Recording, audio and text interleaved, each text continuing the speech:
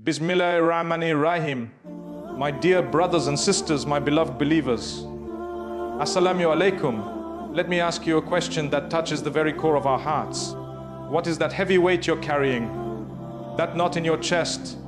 That name or that face that, when it comes to mind, your heart tightens, your mood darkens? We all have it. Someone who wronged us, hurt us, betrayed us, spoke ill of us. Maybe it was a friend, a family member, a colleague. And what have we done? We've taken that pain, wrapped it in the fiery paper of anger, and placed it gently in the treasure chest of our hearts. We guard it, we nurture it. We think, I will never forget what they did. And we believe this is our strength. Oh, believers, let me tell you the truth.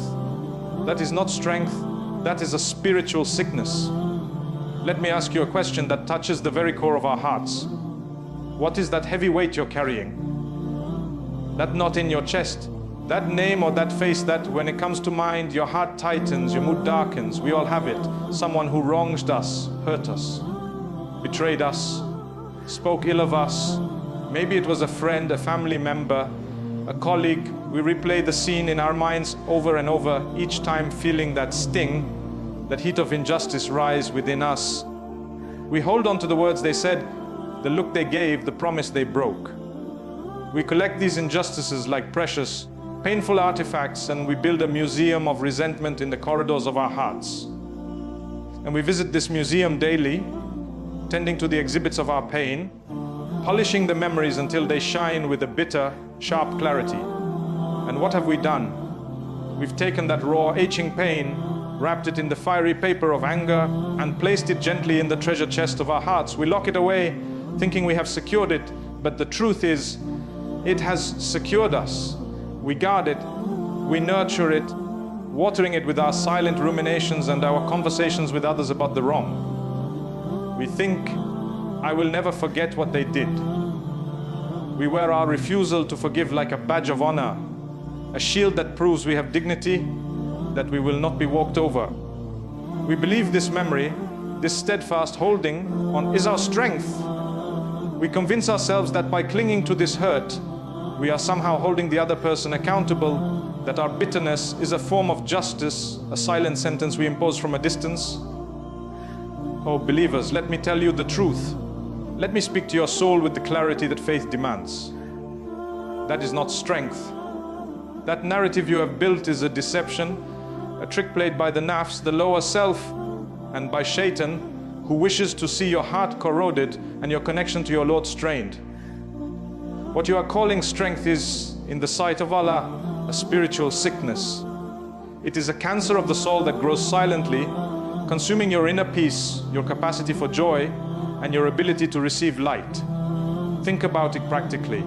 You are holding a burning coal in the palm of your own hand, gripping it tightly, feeling it sear your flesh, all because you want to throw it back at the one who first gave it to you. You are waiting for the right moment, the perfect opportunity to make them feel the same heat. But while you wait, planning and simmering who is enduring the burn, you are poisoning your own system. Your sleep becomes restless because your mind is a courtroom at midnight. Your prayers feel heavy, distracted, because your Kaaba heart is preoccupied with the creation instead of being immersed in the Creator. Your blessings feel dim because a cloud of resentment has come between you and the sun of Allah's favor. You are constricting your own chest, shortening your own breath with the weight of this burden, while the other person may be living their life, sleeping peacefully, utterly unaware of the prison you have built for yourself around their memory. This, my dear brothers and sisters, the great tragedy. We become the jailers of our own souls, and we have handed the key to someone who has likely forgotten they even have it. We grant them a power over our inner state that they do not deserve and that Allah never intended for them to have.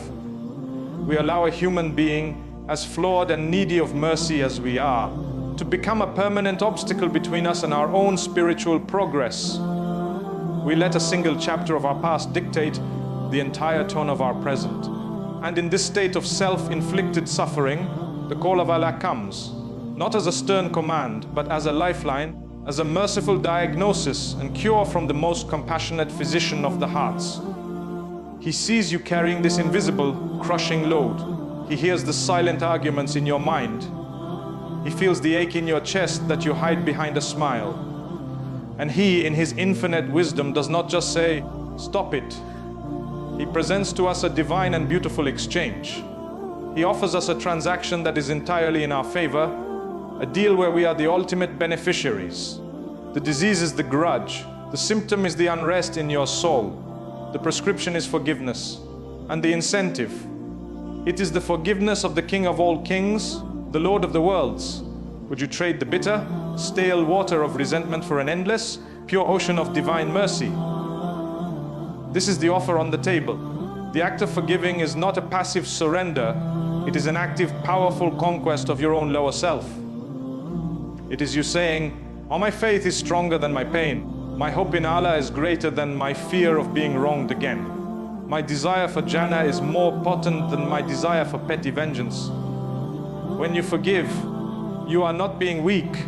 You are demonstrating a strength that comes directly from Iman. You are flexing the muscle of your faith and finding it powerful.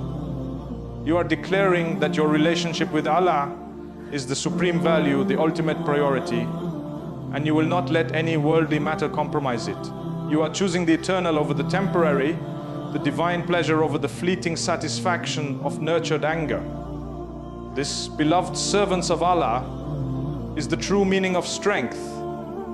It is the strength of the prophets, the patience of the Siddiqeen, and the hallmark of those whose hearts are attached to the divine.